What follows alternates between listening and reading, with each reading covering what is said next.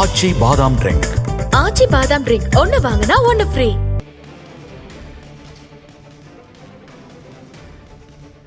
சென்னை மாநகர காவல் ஆணையர் அருண் செய்தியாளர்களை சந்தித்து வருகிறார். அந்த காட்சிகளை பார்த்து வருகிறோம். சென்னையில் நடந்த என்கவுண்டர் குறித்து காவல் ஆணையர் அருண் பேட்டியளித்து வருகிறார். சென்னையில் நடந்த என்கவுண்டர் குறித்து காவல் ஆணையர் அருண் பேட்டியளித்து வருகிறார். சென்னையில் நடந்த என்கவுண்டர் குறித்து காவல் ஆணையர் அருண் பேட்டியளித்து வருகிறார்.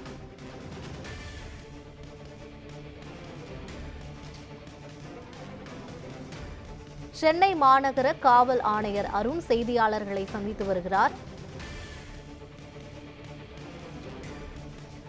சென்னையில் நேற்று வழிப்பறி செய்யப்பட்ட நகைகள் அனைத்தும் பறிமுதல் செய்யப்பட்டிருக்கிறது என்று சென்னை மாநகர காவல் ஆணையர் அருண் செய்தியாளர் சந்திப்பில் கூறியிருக்கிறார். செயின் பறிப்பில் ஈடுபட்ட ரவுடி சுட்டுக் கொல்லப்பட்ட நிலையில் அது பற்றிய விளக்கத்தை சென்னை மாநகர காவல் ஆணையர் அருண் செய்தியாளர்களுக்கு தெரிவித்து வருகிறார். இது பற்றிய கூடுதல் விவரங்களை வழங்குவதற்காக செய்தியாளர் ஆதம் இணைப்பில் இருக்கிறார். ஆடம், விவரங்கள் என்ன சொல்லுங்க? வணக்கம் ராணி. நேற்று சென்னை திருவான்மியூர், அடையார், கிண்டி, சைதாப்பேட்டை, வேளச்சேரி ஆகிய பல்வேறு இடங்களில் 6 முதியோர்களை சாலையில் நடிச்ச முதியோர்களை செயின் பறித்த வழக்கில் 2 குற்றவாளிகள் நேற்று ஏர்போர்ட்டில் கைது செய்தனர். மேலும் ஒரு குற்றவாளியை ரயிலில் கைது செய்தனர். கைதான மூவரையும் தனிப்படை போலீசார் விசாரணை மேற்கொண்டதில் ஜாபர் என்ற நபர் மீது சுமார் 50க்கும் மேற்பட்ட கொள்ளை வழக்கில் நிலுவையில் உள்ளது என தெரிய வந்துள்ளது. மேலும் இவர்கள் ஈரானிய கொள்ளையர்கள் எனவும் போலீசார் தரப்பில் கூறப்படுகின்றது. இந்த முக்கிய குற்றவாளி ஜாபரை நேற்று செயின் பறிப்பில் ஈடுபட்ட தங்க நகைகளை தரமணியில் உள்ள ரயில் நிலையம் அருகே மறைத்து வைத்திருப்பதாக கூறியதை தொடர்ந்து ஆய்வாளர் புகாரியின் தலைமையில் தனிப்படை போலீசார் தரமணி ரயில் நிலையம் அருகே அழைத்து சென்றனர். அப்பொழுது திடீரென மறைத்து வைத்திருந்த கை துப்பாக்கியை எடுத்து போலீசார் நோக்கி சுட தப்பிக்க முயற்சி செய்துள்ளார். போலீசார் பதிலுக்கு தற்காப்புக்காக ஜாபரை என்கவுண்டர் செய்தனர். இதில் ஜாபர் மார்பில் குண்டு பாய்ந்து சம்பவ இடத்திலே உயிரிழந்தார். பின்னர் உயிருக்கு போராடிய ஜாபரின் சிகிச்சை அருகில் உள்ள தனியார் மருத்துவமனைக்கு அழைத்து சென்ற பொழுது அவர் ஏற்கனவே இறந்ததாக கூறினர். மேலும் உடலை கைப்பற்றி பிரேத பரிசோதனைக்காக ராயப்பேட்டை அரசு மருத்துவமனைக்கு அனுப்பி வைத்தனர். தற்போது சென்னை கமிஷனர் அருண்குமார் இது சம்பந்தமாக செய்தியாளர்களை சந்தித்து வந்தார். இந்த என்கவுண்டர் சம்பந்தமாக விளக்கங்களையும் கூறி வந்ததால் கடந்த 2021ஆம் ஆண்டு மும்பையில் போலீசார் கொள்ளை சம்பவத்தில் ஈடுபட்டவர்களிடம் புகைப்படங்களை வெளியிட்டதில் அதில் ஜாபர் புகைப்படம் இருந்ததாகவும் போலீசார் விசாரணையில் தெரிய வந்துள்ளது. இந்தியா முழுவதும் இது போன்ற ஒரு குழுவாக சென்று ஒரே நாளில் பல்வேறு இடங்களில் செயின் பறிப்பில் ஈடுபட்டு அவர்கள் சொந்த மாநிலத்தில் தப்பிச் செல்வதை வழக்கமாக கொண்டுள்ளது நிலையில் சென்னையில் செயின் பறிப்பு சம்பவத்தை அரங்கேற்றிவிட்டு தப்பிக்க செல்லும் போதுதான் அவர்கள் பிடிபட்டுள்ளனர். நேற்றைய தினம் நகையை பறிமுதல் செய்யும் போதுதான் அவர்கள் மறைத்திருந்த கை துப்பாக்கியை போலீசார் நோக்கி சுடும் பொழுது இந்த என்கவுண்டர் நடைபெற்றுள்ளதாக அருண்குமார் தற்போது விளக்கம் அளித்து வருகிறார். யுவரணி.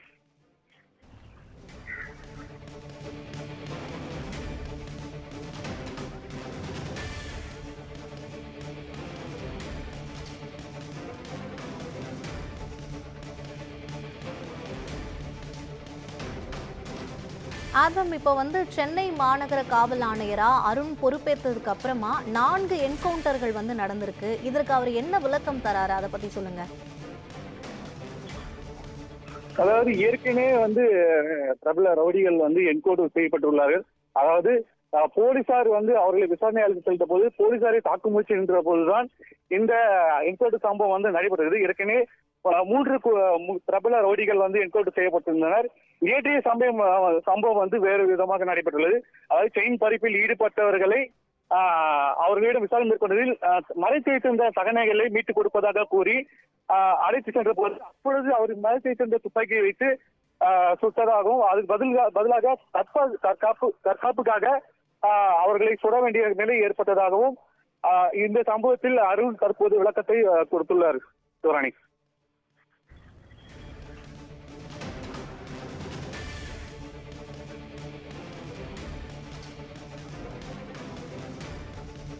ஆதம், இப்போ இந்த கொள்ளையில ஈடுபட்டாங்கல்ல, அவங்க யாரு, அவங்க எதுக்காக இந்த கொள்ளை சம்பவங்களை பண்ணாங்க, அவங்கள பத்தி ஏதாவது பின்னணி ஏதாவது தகவல் கிடைச்சிருக்கா ஆதம்?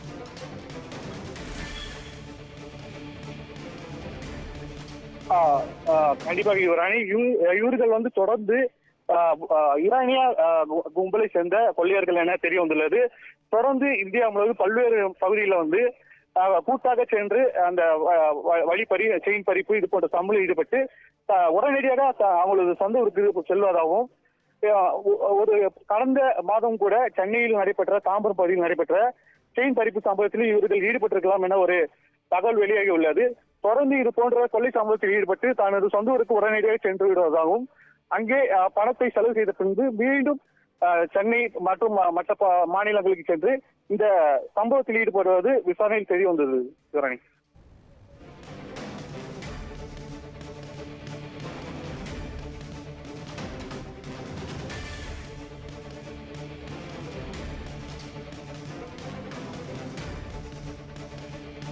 ஆடம், நீங்க வந்து இணைப்பிலே இருங்க, நான் தொடர்ந்து உங்ககிட்ட நான் பேசுறேன் கொஞ்ச நேரத்துக்கு அப்புறமா. சென்னை மாநகர காவல் ஆணையர் அருண் செய்தியாளர்களை சந்தித்து பேசி வருகிறார். அந்த காட்சிகளை நாம் பார்த்து வருகிறோம். செக் போஸ்ட்ல வந்துருக்கலாம், இல்லைன்னா நம்ம இதில் கூட்ஸ் ட்ரெயினில் போட்டு வரலாம். இந்த மாதிரி நிறைய வாய்ப்பு இருக்குது. அது என்னன்னு செக் பண்ண தானே தெரியும்.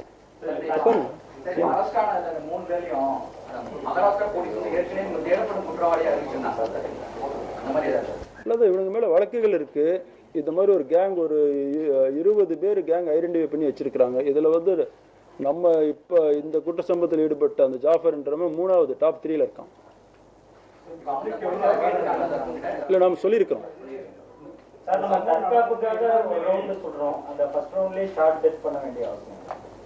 அது சுடக்கூடிய அதிகாரியோட இதை பொறுத்து, எய்மை பொறுத்து இருக்கு இல்லையா.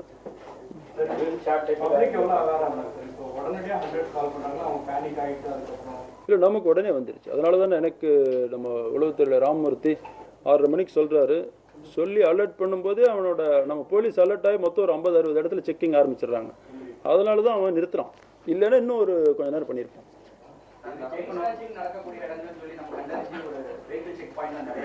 மார்னிங் வந்து ஆன்டி ஸ்நாச்சிங் பெட்ரோல்னு போடுறோம். நாம அந்த ஆன்டி ஸ்நாச்சிங் பெட்ரோலில் நம்ம அலர்ட் பண்ணி விட்டோம் காலையில்.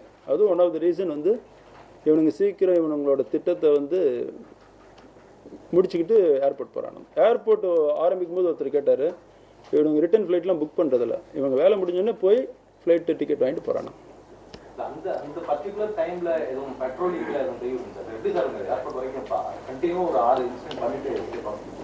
சென்னையில் போகலாம். சென்னையில் மார்னிங் பிஸி டிராஃபிக் தானே. எதுவும் பேசுகிறேன்.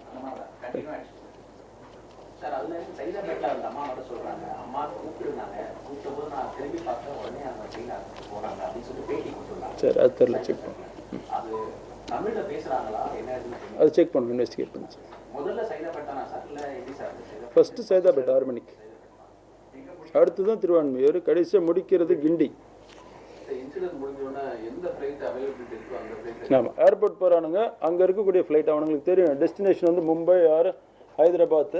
பட் எங்கே போனாலும் அங்கே போய் கடைசியாக போய் சேருவானுங்க இல்லையா. அதனால் ஏதோ ஒரு ஃப்ளைட்டு பிடிச்சிப்பேன்.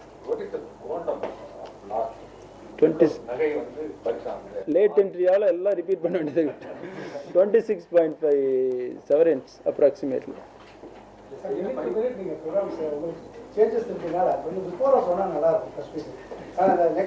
இந்த ராமமூர்த்தி கேளுங்க, அவர்கிட்ட காலையிலே சொல்லிட்டேன்.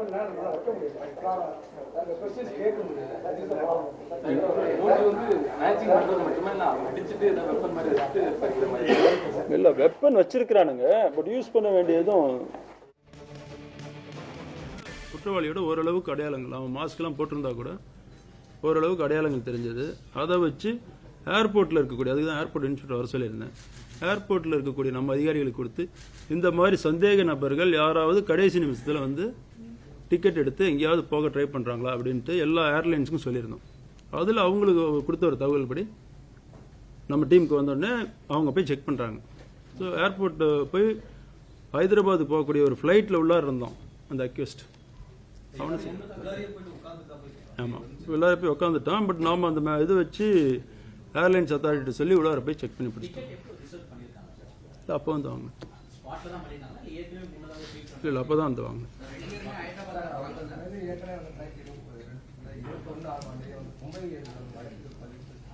ஆமாம், இந்த 3 பேருமே பார்த்தீங்கன்னா ஈரானிய கொள்ளையர்கள்னு சொல்லக்கூடிய மும்பை பேஸ்டு, மும்பைனா மும்பை, அது பக்கத்தில் வெஸ்ட் தானே, இந்த பக்கம் வந்து பிதர்னு சொல்லிட்டு கர்நாடகா மாவட்டம், இந்த மாதிரி ஈரானிய கொள்ளையர்கள் வந்து நிறைய இடங்கள்ல இருக்கிறாங்க. அவங்களோட மெயின் செட்டில்மெண்ட்டு மும்பை.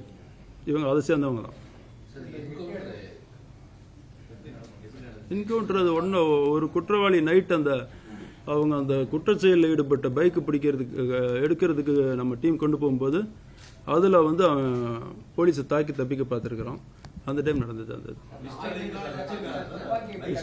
பிஸ்டல் வந்து அவனோட வண்டியில் வச்சுருந்தான், அந்த 2 வீலரில்.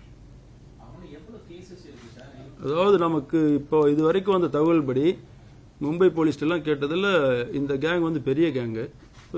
50க்கு மேற்பட்ட குற்ற வழக்குகள் இந்த குற்றவாளி மேலே இருக்குதுன்ட்டு அங்கே இருக்கக்கூடிய பாப்புலரான நியூஸ் பேப்பர்லாம் வந்துருக்குது. தமிழ்நாட்டில் செக் பண்ணும், என்கொயரி பண்ணுறோம்.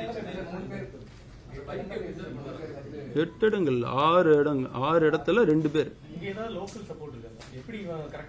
இல்லை, இது வரைக்கும் நம்ம பிடிச்ச அந்த 3 குற்றவாளிகளும் கிடைச்ச தகவல் படி பார்த்தா லோக்கல் சப்போர்ட் இல்லை. ஒருத்தர் அட்வான்ஸாக வந்து சில ஏற்பாடுகளை இங்கே செய்கிறான். பைக் வந்து கர்நாடகா ரெஜிஸ்ட்ரேஷன், பிதர் மாவட்டத்தை சேர்ந்தது. அது அங்கே திருடப்பட்டதால் அவனோட வாங்கப்பட்ட வண்டியான்னு செக் பண்ணிட்டு இருக்கோம்.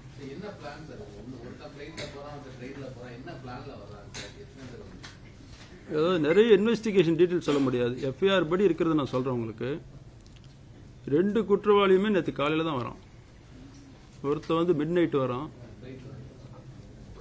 Around 2 o'clock. இன்னொருத்தர் மார்னிங் 4 மணிக்கு. 2 பேரும் வந்து ஃப்ளைட்டில் வந்து ஏர்போர்ட்டில் இறங்கி வெளியே வந்து அவனுக்காக இங்கே வெயிட் பண்ணிட்டு இருக்கக்கூடிய 3வது குற்றவாளி. ஓகே, 3வது குற்றவாளி வச்சிருக்கிற பைக் எடுத்துட்டு போறாங்க.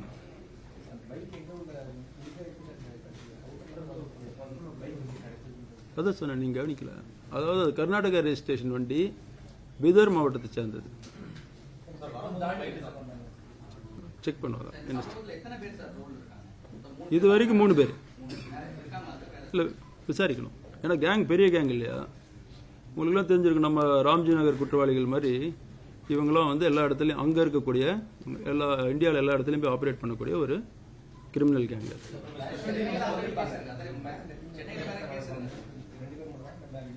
அதான் விசாரிச்சுட்டு இருக்கிறோம். இது வரைக்கும் சென்னையில் வந்து அவங்க ரொம்ப அதில் ஒருத்தன் வந்து ரொம்ப ஃபெமிலியராக அந்த ரோட்ஸ் எல்லாம் போகிறத பார்க்கும்போது ஏற்கனவே வந்துருக்கிறதுக்கு வாய்ப்பு இருக்குது. விசாரணையில் தெரியும்.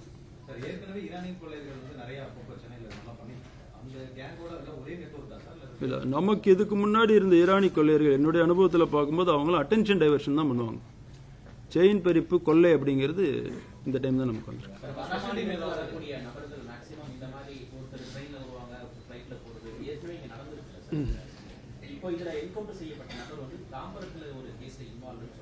அது மீதி இருக்கக்கூடிய குற்றவாளிகள்கிட்ட நம்ம விசாரிப்போம் இல்லையா, மற்ற டிஜிட்டல் எவிடன்ஸ்லாம் பார்க்கும்போது